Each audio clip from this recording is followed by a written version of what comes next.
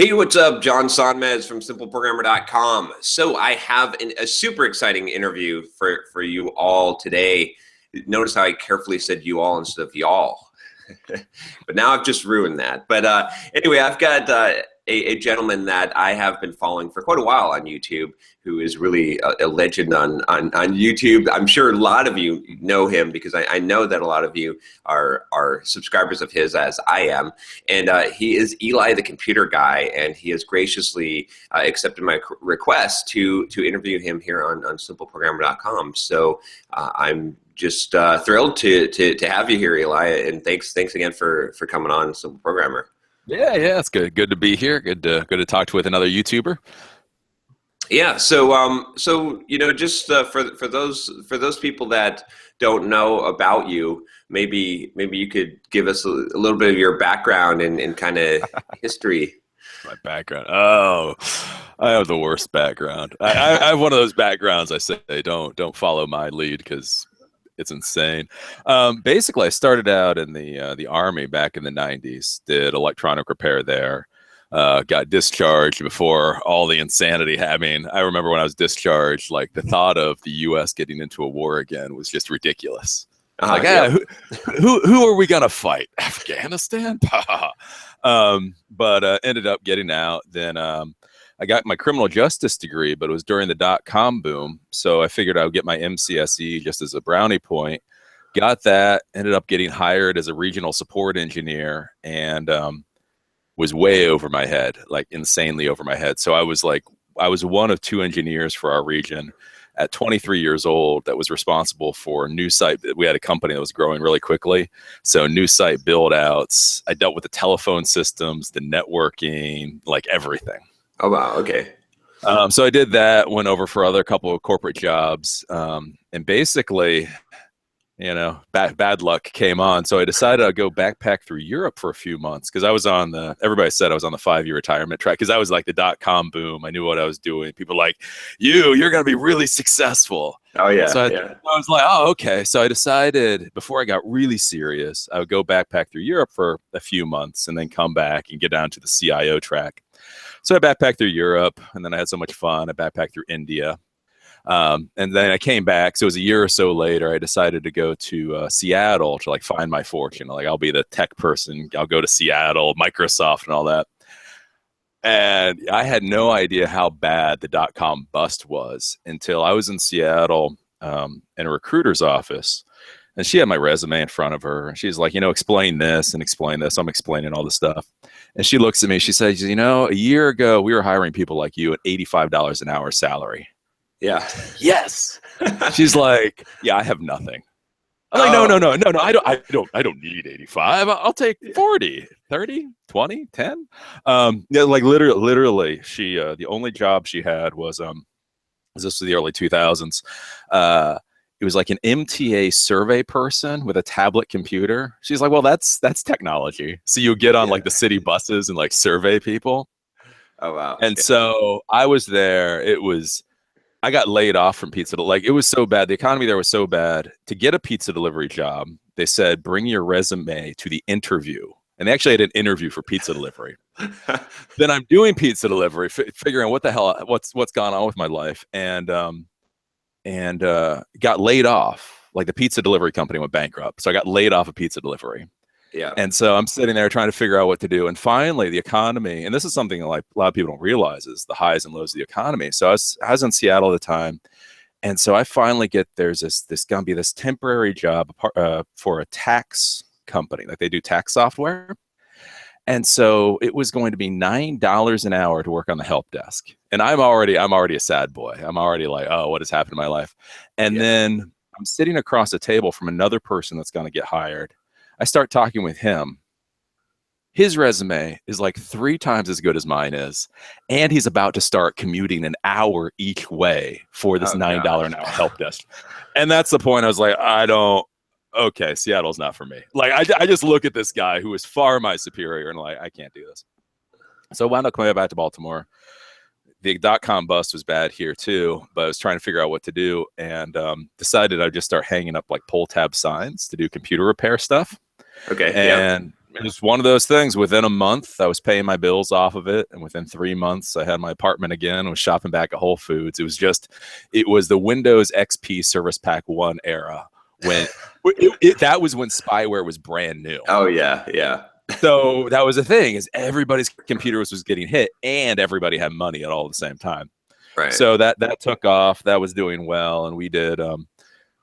I had a policy of, I figured it was easier to learn technology than it was to get good clients. So my company, as a consultant, we did everything. So we did surveillance systems and telephones and websites and computer repair. And I built that up until luck turned.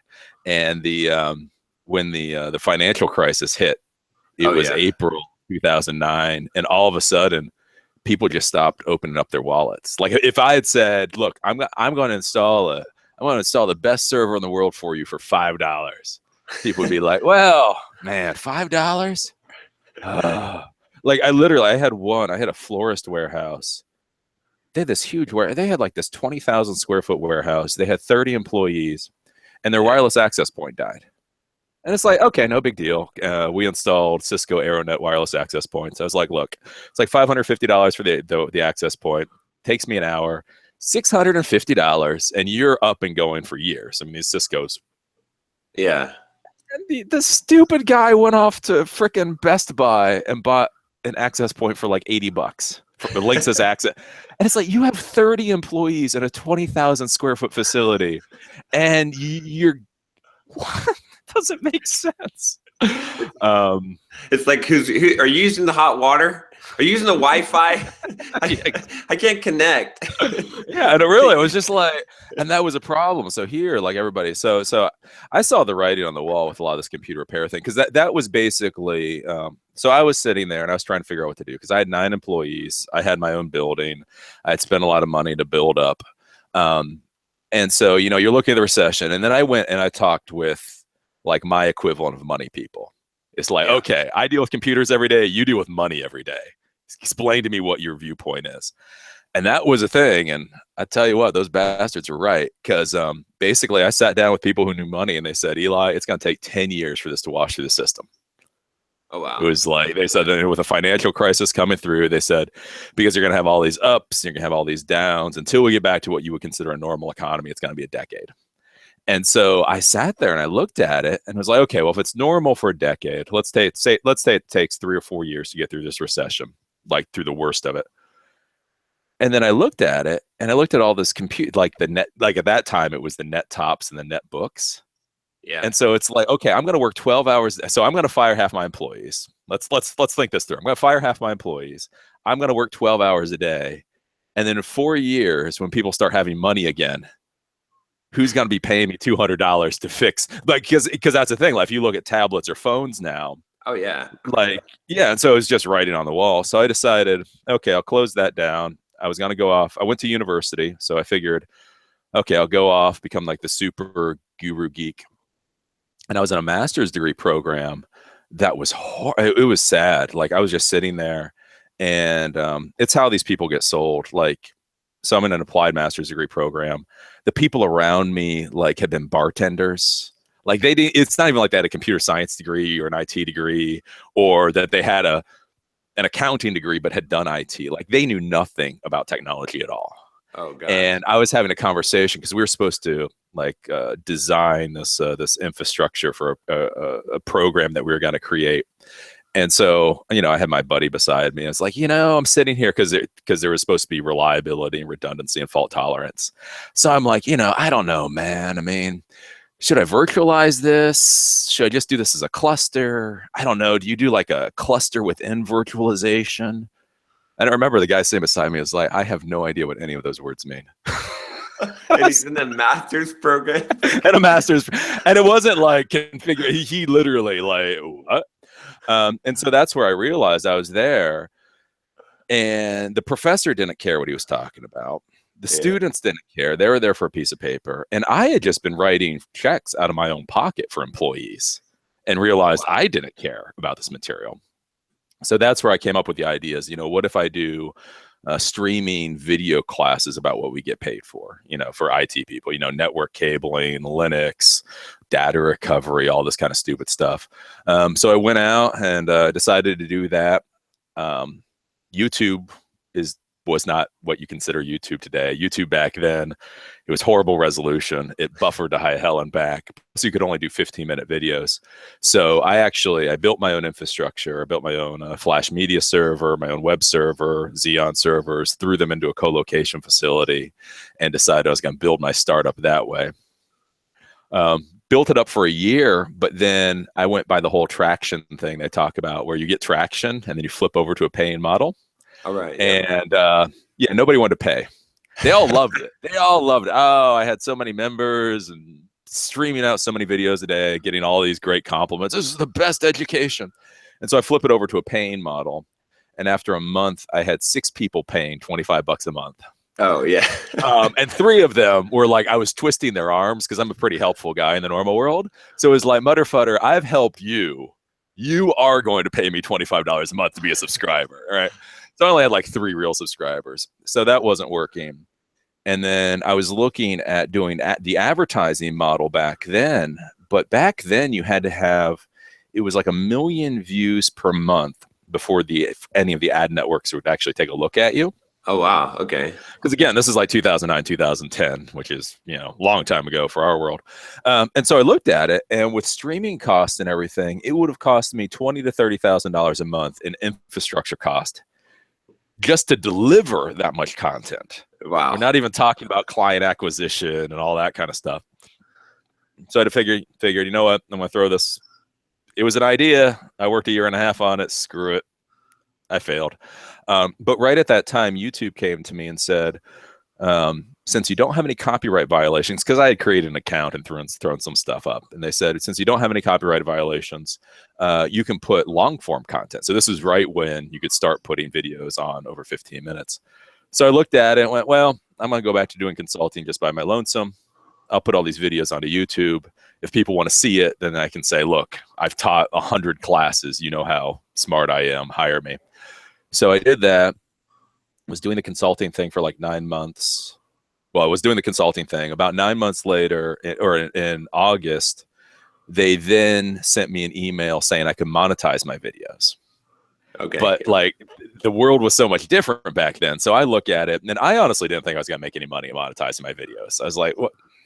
And back then, every single video you had to fill out this stupid ass form. You had to check off like 5 things, and then you had to write out why you felt you were allowed to monetize the content. Oh my. And so I'm sitting there looking, and like this time I continued to do videos just because it was kind of fun. And it was like, so I'd had 120 videos I was going to have to go through this for. And I have to say, like, I let that email sit there for like 3 weeks. Like they said, you're able to monetize. And so it's so funny nowadays. People are like, I can monetize. I literally looked at the email, was like, yeah, I've got better crap to do. Like, and it was yeah. Honestly, I had a down day. I was doing consulting stuff, and I had a down day, and that email popped up. I just looked at myself. I was like, Eli, it's gonna take you like a day to do all this, and then hey, you make $100 a month, 12 months, $1,000 a year for a day's worth of work. Fine, fuck it. So I sat there with a cup of coffee, and I realized I was not excited about it, was not happy about it. I was like, whatever. But then it was the amazing thing. Like, I did it. Then it was September. I made like $100 and something. Then it was like $200 and $300 and $500. Yeah. And that's where this story I tell with my wife, where I got up to like $550. So I finally had a curve, and I told my wife, I was like, look, it's finally taken off. This is finally being successful. I'm going to stop consulting. I'm going to stop consulting and completely focus on this. And she just looked at me. She's like, yeah, but Eli, the curve like stops at $550 a month. Like, you're like, yes, you have a curve, but the high point is $5. I'm like, no. And thankfully, it was the next month was 1,000, and then it just kept going up. So it worked out. But yep.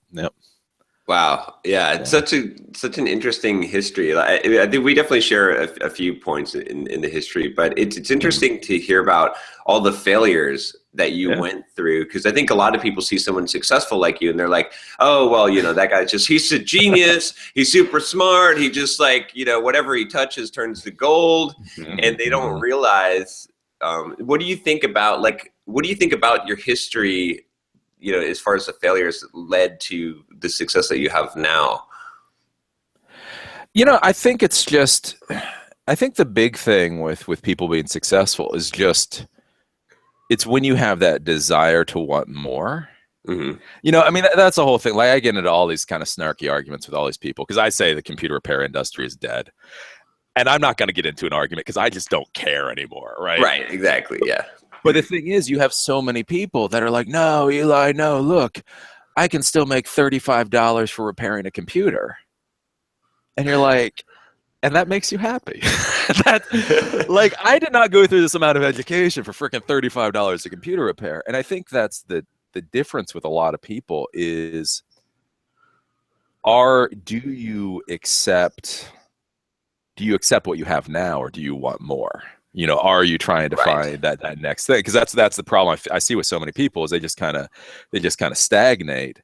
And unfortunately, in the technology industry, stagnation is death. Like, as soon as you decide this is what I'm going to do, you're already going downhill. So I think that's with me. It's like constantly going out there, and like with the college. I mean, I had already, that was $7,500 that went down the toilet.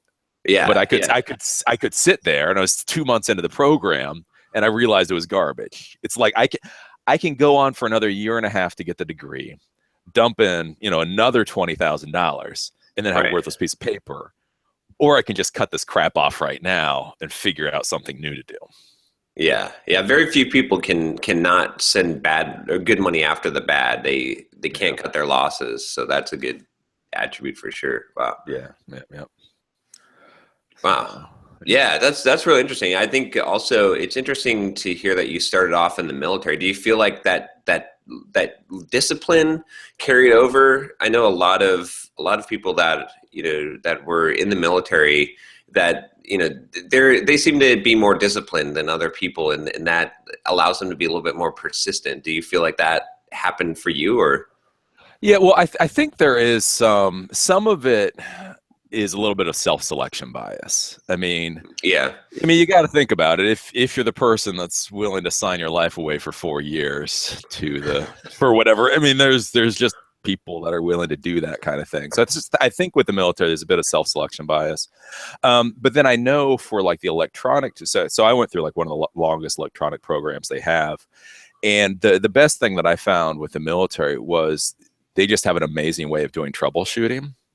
And like one of the best skills they taught me was, again, it was ridiculous, 9 months of like 40 hours a week, but where they start you off at the beginning. So I think that's a thing, is they teach you, it's kind of like how they say with college, they teach you how to learn. And that's the same thing like the military, is they teach you how to troubleshoot, and they teach you how to figure out what you need to know in order to be able to troubleshoot. Oh, right. Okay. Yeah. So like with us, since I did like communications repair, it was 8 weeks of learning radio frequency stuff and line of sight and basic electronics before you even got to the equipment that you were going to work on. Oh, I see. Okay. So the idea is like when you're working on the equipment that you have a full understanding of this is how the signal is supposed to look. This is what's supposed to happen. So if something weird is going on, you have a good basis to try to figure out what to do next. I see. Okay, that makes a lot of sense. It's kind of like, when my car breaks down and I open up the hood and I'm like, that's a lot of interesting stuff in there. And it's like, well, if I understood exactly how cars worked and all that ahead of time, I wouldn't have even need to open up a hood. As soon as I see it, I'd be like, oh, there's something not right there. But to me, it just looks fine. It's just like there's a little smoke coming out of there. I don't know if that's okay or not. Yeah. Okay. Yeah, that's interesting too with the .com. I think we had somewhat similar experiences there. Maybe I'm a little bit younger than you, but I was around 19, and during the .com, and I'd gotten this job for $75 an hour. Just I didn't know jack, I didn't know. I got the C++ job with like a phone call interview, and then after that bubble burst, I was like, well, wait a minute, no more 75 an hour jobs. What what happened? And yeah. So what happened? I'm curious too how your YouTube channel evolved, because obviously now, I mean, and I think we've somewhat gone similar paths too in this regard. Right. Is that you obviously started off talking about highly technical topics on YouTube, but now you're really, I mean, I think people tune into you for wisdom and personality. And so that, like, how did that, was that a conscious evolution? Was that something that you just like enjoyed more, or that you felt you could give more value for, or, how did that come about? No, it was more the natural evolution. So if you go back again to 2009, 2010, when I was doing my videos, even if you take out how I got paid for it, the fact of the matter was there wasn't a lot of education within the IT realm for that kind of stuff. Data recovery, basic Linux stuff. This whole ed tech revolution was rather new. So simply being there, when I put out my content, there wasn't a lot of competition. And so I was doing that for a long time, and I continued to do that. And then I got hired to do some contract work by a company called CBT Nuggets. And so they flew me out to Eugene, Oregon for their headquarters. And while I was there, it was back in like 2012, I think. And Google Hangouts on air was brand new. All right. Okay. And so, I'd already been doing the classes, and they had me do a hangout for them, which like 3 people showed up to. But then I was like, that's a really kind of cool idea. So I decided when I came back, I would start doing my own Google Hangouts on air. And that was originally the idea of the Daily Blob. And that was the problem that so I was teaching everybody all this educational stuff, but people didn't really understand like the real world of technology, like how to get jobs, all that kind of thing. So that's where the Daily Blob originally was for that. But then after doing it for so many years, the problem is the value in technical training has gone down, and the competition is much harder. Again, whether it's INE or CBT Nuggets or Udacity, they can do it better than me. I mean, I've seen their revenue, right? their budget, man. I can't compete with that. And then once I was doing the Daily Blobs, most of the questions that I started getting were basically the same. Everybody keeps asking about the damn CCNA and the A+ and computer repair. And, oh yeah. And so that's where I could see with the content creation, I was kind of coming to the end. So it's the classes aren't as valuable as they used to be. And the other thing too, like a lot of people say, well, look, your classes are so valuable, but I can look at my stats and I know Introduction to Linux, TCP/IP, VPN. There's like 20 classes I did that are very valuable. Right. Because everybody getting into IT needs that information. Well, now that I've done 900 videos, if I'm going to be doing videos now, I'm going to be talking about things like Docker or Linux containers or software-defined networking. And the fact of the matter is most people don't even know this crap exists. Right, yeah. You've got a very small section. That's the problem with advanced content, right? Yeah. And so that's because everybody says, oh, you need to go back to classes. And it's like, even if I did, I've looked at the numbers to teach new stuff. There's just not enough people out there. And so all this going on, I did some experiments. And then that's where I found like a lot of people just like to hear my voice. And then, so that's where I kind of came up with the idea about 2 or 3 months ago, I guess at this point, more the idea of like, what if I did like a topical computer show? So instead of training, instead of specific advice, we just start talking about these are all the things going on in the industry, and these are the ways to look at those things and then figure it out yourself. Because that's like so many of the problems I get is people say like, Eli, how do I get a job? And they're in frickin' Custer, South Dakota, population 9,000. Right. And I'm like, probably go wash dishes at the local restaurant, frankly. I mean, I don't, you can't get an enterprise job when literally the town you are in is smaller than most enterprises. Yeah. Okay. Yeah, that's interesting. I think definitely there's so many people that are that the biggest thing now is like, how do I find the job and how do I get the get the Yeah. experience, like answering those questions, I think and that requires some amount of wisdom, not everyone can answer those questions, I think. So Yeah. that makes a lot of sense. Well, and I think that the difference for you, like you're a simple programmer, and again, the programming industry is big and it's booming. So even if the programming industry's growth decreases, you're still going to be in an upward trajectory. Right.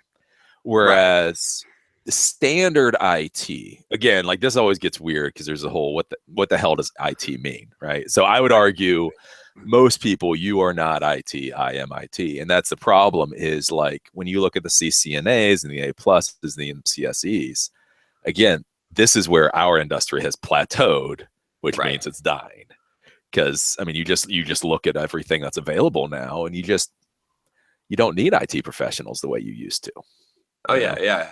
I mean, you Yeah, think about like I remember way back I got my MCSE and I was doing the A plus certification and stuff. And I mean I started out as a kid doing troubleshooting on computers, and I felt so proud of myself because I could go through trouble. I could fix your computer. I could figure out what was wrong with your hard drive and connect the slave drive, and so like all yeah, those. And now you look at computers today and you're like, wow, all of that stuff is useless knowledge because not there's very few desktops that people are like using now. And then even if you did, half of the stuff is soldered in there now, and some of the yeah, yeah. it's like, yeah, yeah, Well, that I mean, that's and that's the thing. Like I say, like with emails, I mean, how much of my life did I work on fixing Outlook and PST files, yeah. and now you have Gmail, and like there is no scan PST for Gmail. It just works, you know. Yeah.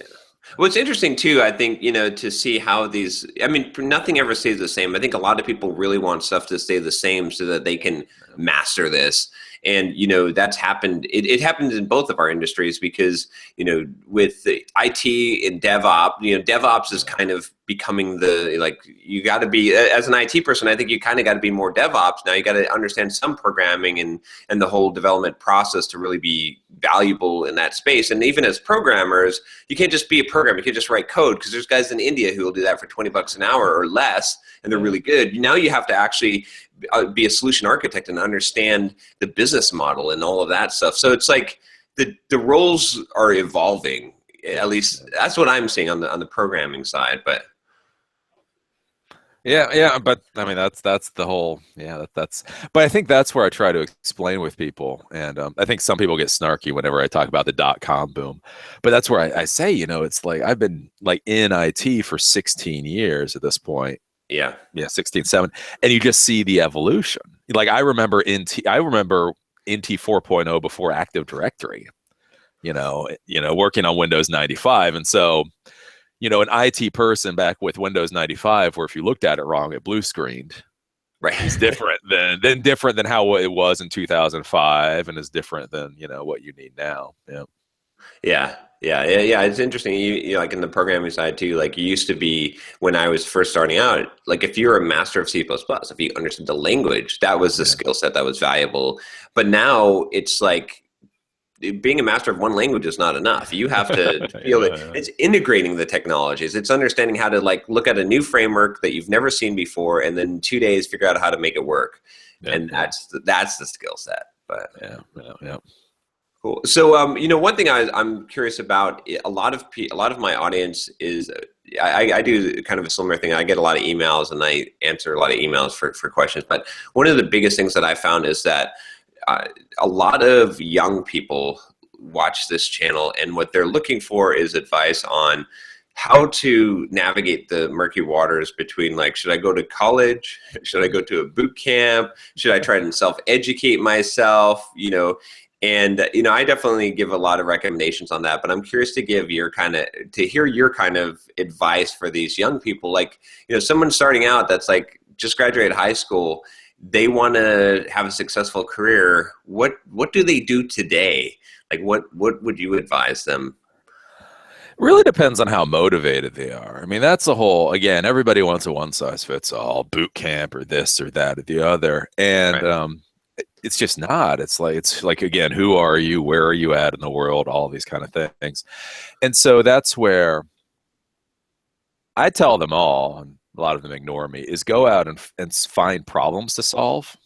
Yeah. It sounds freaking lame, but it's just true. It's like if you go out there and you get a job that has some kind of technology in it, and then you start solving those problems, then that will show you the path you need to go down. Right.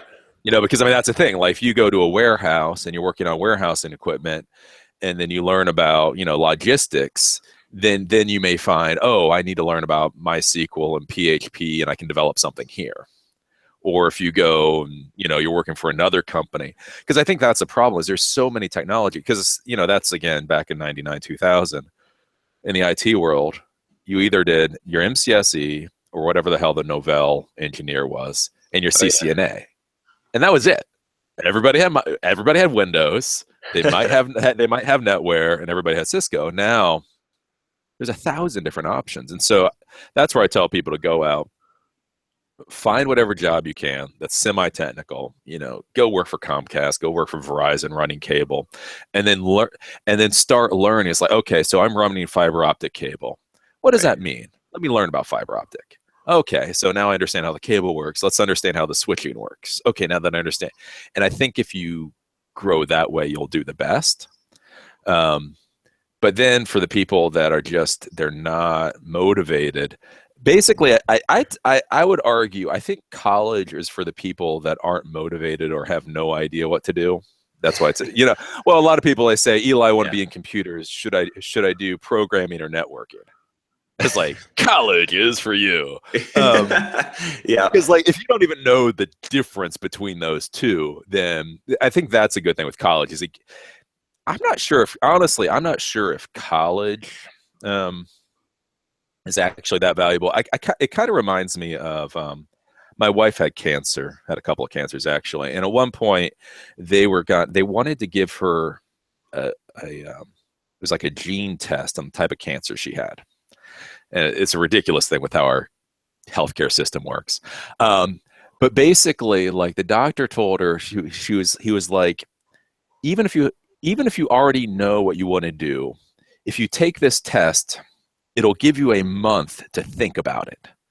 And it forces you to have like a breathing period, because it's like they take it, then they got to run the DNA, and then it takes about a month for them to get it back. Oh, I And see. Okay. and so basically his idea was, you take the test, and then it'll give you a month just to kind of breathe in, breathe out, and figure out exactly what you want to do, even if you end up ignoring the results at the end of the day, which is Right. kind of weird. Okay. And that's where I kind of feel like with university sometimes can be good with young people if they can afford it, is it gives them that feeling of doing something. It's Yeah. like, I'm doing something. I feel comfortable in my own skin. And then hopefully over that 4-year period, I will figure out what the hell I want to do in life. Right. So that's where I kind of think college is good for a lot of people. So that's where I'd say, like, if you're motivated, go out there, get a job, and then learn what you need to get ahead. If you have no idea what you're going to do and you have some money to burn, that's when I say go to college. No, yeah, I think that's good. That makes sense. Especially the first thing you said about the kind of idea. Like, I think a lot of people will get a job and they'll say, okay, well, this is my job. Yeah. But having that mindset of saying, okay, well, how does this actually work? Like, because that's the ladder that you're going to climb up, is because that you're starting at this lower position, and then if you understand the higher level thing, you're going to get pulled up, because now you're the guy that was the tech in the field but can operate at the higher, like, you're extremely valuable to that company, or you've got some real applicable skills as opposed to theoretical skills. Yeah, yeah. Well, and I think it's also, I mean, it's understanding. So many technical people like don't get the idea that they're there for the business. Right. Yes. And so that's the thing. Like, even if you just got some crappy ass telemarketing job, using the telemarketing system and simply realizing what works well, what works poorly, going out, researching a better solution and presenting that to the boss, even if the boss shoots it down. Right. I mean, those are all the basic skills you need in IT. So, yeah. Exactly. So on a personal note, how's this changed? How's your life changed? Being, I guess, really being an entrepreneur now, and being on YouTube, and actually being able to make, more than a decent income on, and, being able to actually do something like this for for a living. How does this affect you? Like, I'm just curious for the mentality. Like, most people never imagine that they would be doing something like this. What do you think about now? Oh, yeah. I mean, it really does. I mean, for me, because, again, a lot of YouTubers, they decide they want to be famous. Right. Yeah. And then they come to YouTube and figure out what they're going to do. Again, for me, I came as a technology professional. If this all blows up, I'll leave as a technology professional. So really, it hasn't changed a lot for me. I mean, again, closing sponsor deals is a hell of a lot like closing project deals. True. Sitting here talking to a camera. Again, the way that I think about it, except a little more snark, is, I mean, it's the same thing I would talk with about CEOs. That's what I always told my employees, is that a real IT professional, real tech professional answers the questions the client doesn't know to ask. Right. And so, like, when I used to sit down with the CEOs, that's one of the reasons I can do this, is I would just sit there and I'd run through the 50 questions. It's like, okay, we're going to install the server. It's going to do this, this, this, this. These are the problems that it's going to cause. Blah, blah, blah, blah, right? So really, the benefit for me with doing YouTube is the freedom. I mean, the fact is that my wife and I are going to go in a travel trailer for a couple of weeks, and money keeps coming in. Exactly. Yeah. So yeah, I think for me, YouTube, it's really the only really life-changing thing. I guess the two life-changing things is, one is it gives me a lot more freedom. But the other thing, though, from a business standpoint, is it's a lot lonelier than you would expect. Like, I really actually have to work on my social life much more now. Yeah. Because with all the infrastructure that YouTube provides and everything else, like, you don't need anybody else to do this business. Yeah. I hired, there's this guy, Tony, I talk about my videos every once in a while. And at one point I hired him part-time, like 20 hours a week. And it was horrible. Like, after like a month, he had so much stuff coming in. He had so many demo units and so many, like, I couldn't keep up with it. And so I ended up having to fire him, or he quit or whatever, because we talked about it and was like, okay, so the amount of work I need out of you was literally ended up being so small that it wasn't worth him to do the work. Oh, I it was see. Like, yeah. It was like, can I get like 5 hours of work out of you a week? He's like, yeah, no. We're like, okay. So that's the only thing. Like, it's so amazing now, because I mean, whether it's we don't have to worry about servers. The infrastructure just works. I use Macs, so there's no troubleshooting. So I think that's from a business standpoint is the amazing thing of just how much you can do just as an individual person. Yeah, it's amazing. I mean, today we just have so much leverage as an entrepreneur that just the opportunity never existed before. Especially young people that are, I always joke, I'm like, just go to Thailand for, and live off of like $500 a month, save up a little bit of money, and then build your online business to the point where you're making $1,000 a month, and you're free. You're free at 19. What took me, how many years to become financially free? You're free from the beginning, and then you can only go up from there. Yeah. But, well, I mean, that's the amazing thing, because my wife and I, we were traveling for like 9 months last year in a travel trailer. And that was the amazing thing, to look at my accounts from Google. And when I was in Baltimore, I made this amount of money. And when I was in Custer, South Dakota, I made this amount of money. And you're like, oh, wow. Like, yeah, you can literally do this from anywhere in the world. Yeah. I've been doing a lot of traveling the last few years. We just came back from China. I went to Europe for like 3 months, and it's awesome to be an online, have an online business that you can do that. So I've got a full-time video guy though, but I'm doing like 2 YouTube videos a day now, trying to catch up and stuff. But one last question that I want to ask you is, I always like to ask someone who I consider to have a great deal of wisdom, what books that they recommend, like that kind of anyone or everyone should read. What are their top books? So what kind of books do you think have sort of the most profound impact on a person's life? I'm actually not sure the books are where I feel like books are so 2005, man. Or other medium, I guess. Yeah, no, I mean, really, I would say nowadays with, I hate to say, I would go onto YouTube And then I would watch, you know, like I've never read a Tim Ferriss book, but I Okay. love watching his interviews. Yeah. It's kind of, watch like Tim Ferriss, watch Guy Kawasaki. Like one of the saddest things that I really don't understand is like TechCrunch in the startup world. They do these events called TechCrunch Disrupt. And so TechCrunch is a magazine is horrible. Do not read it. It's garbage. Uh, but what's interesting is TechCrunch Disrupt is the big startup events, and then they'll sit there and they'll do half an hour to an hour interviews with current startup founders. Okay. And Yeah. so it's like watching those videos and listening to what matters now. Because I think the big problem that people run into, and this is where I talk about, like, if you watch my videos, I talk about 2000 versus 2005 versus 2010. And one of the issues you run into, I have a buddy of mine, Ron Schmelzer, who does these executive tech breakfasts where he brings in, like the people that were really successful. And they talk about how and it was amazing. I was watching this one guy, and he's a multi-billionaire, and he's sitting there talking about how he became successful. And I realized how worthless it was because Okay. it was all circa 2002. Oh, interesting. Yeah. Okay. All that. And so that's where I'd say, like, even with the books, you run into a lot of problems because, you write a book in 2005. And for a lot of things, it doesn't matter so much in 2016.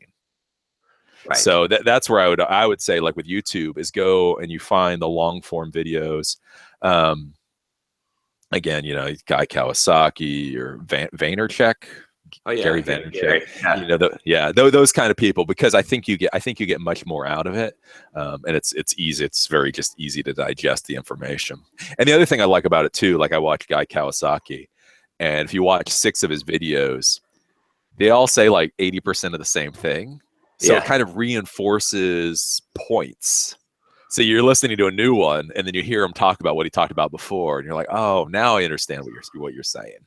Yeah, yeah. There's a lot of value in that. I think a lot of people miss that. It's like, oh, why does this person repeat themselves? Well, because Yeah, you need to hearing something once does not make it stick in your life and make it change. yeah, yeah. Awesome. Well, let me plug your channel real quick here because I think it's awesome and everyone should watch. So we'll put up some annotations here, but definitely, for everyone that's watching this interview, go to Eli the Computer Guy's channel. I guess we'll put an annotation up here, and you've got 2 main channels that you're doing now, right? The Eli the Computer Guy and then the Eli the Computer Guy Live. Well, so now I'm just doing basically Eli the Computer Guy. So Eli Computer Guy Live is kind of like a second channel that's in a holding pattern right now while I Okay. focus on Eli the Computer Guy. Yeah. And I actually love the failed normal. Oh, yeah. I wish that would have taken off because I really liked that. Like it was just very raw and very, you're my buddy talking to me, giving me some fatherly advice that I appreciate. But it's experiments, right? So that's, you move on Yeah. Well, and that's the thing to think about in business too, is it's like, it's know when to move on, but also know when not to give up. And so like with failed yeah, normal, like what you're talking about, I mean, like, so that has 8,000 subscribers. And so that's what I looked at is Eli the Computer Guy has 730,000 subscribers. Failed right. normal has 8. Like, well, maybe if I just go back to Eli the Computer Guy, that would be a better bet. Yep. Yeah, yeah. So definitely, like I said, if you're not watching Eli already, even if you're not at IT or networking, I mean, Eli's just got great advice, just great conversations. You can learn a lot from Eli. So definitely check out, like I said, Eli the Computer Guy. And I just thank you again. I am just thrilled to have the opportunity to speak to the legend. And it's kind of cool. To be able to speak to someone who you consider to be, someone that you look up to, and in YouTube. And so I appreciate you taking the time. And is there anything else that you would like to point people to or have them check out? No, I don't. Let's see, anything else to point them to? No, I think as I tell everybody, just go out there and learn to solve problems. I think that's the big thing I would try to push on people. Yeah. Yeah, awesome. All right, cool. So everyone subscribe to Eli the Computer Guy. So we'll see. So he'll see a nice uptick, and know that you love him and like some of his videos. I would appreciate that. And I'll talk to you next time with another interview. So take care. Cool. See ya.